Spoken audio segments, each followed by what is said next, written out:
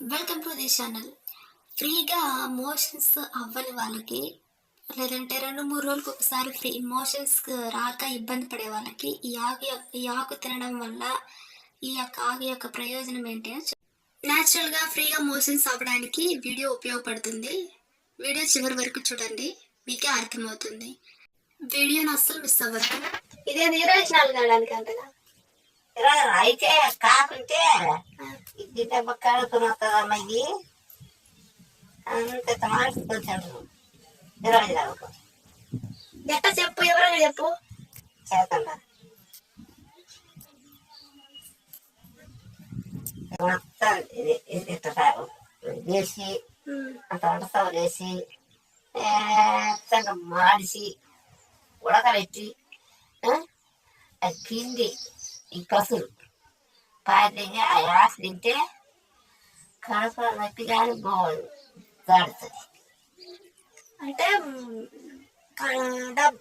Bathroom రాకపోతే ఇది తింటే పోయి, పిప్పి తింటే పోయిద్ది, కాకపోతే కడుపులో వస్తుందా? కడుపు పోతుంది. ఆ కాడికి ఎలా పెట్టుకోవాలి. ఇది తింటే ఏం పేరు?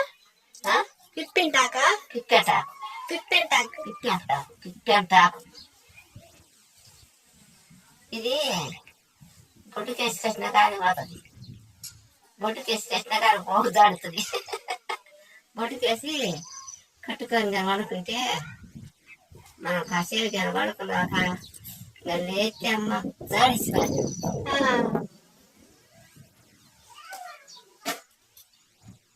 పిప్పెంటాకు పిప్పెంటాకు.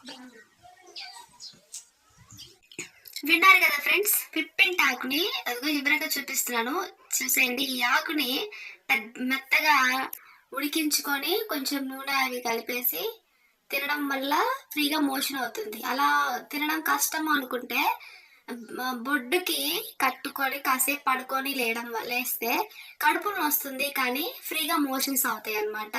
ఇది నేచురల్ హెల్దీగా చేసేసుకునేది ఉపయోగపడుతుంది మీకు కూడా. ఇలాంటి మరికొన్ని డిఫరెంట్ న్యాచురల్గా హెల్త్ కేర్ తీసుకోవాలి అనుకునే వాళ్ళు వీడియో చూసి లైక్ చేసి షేర్ చేయండి, సబ్స్క్రైబ్ చేయండి.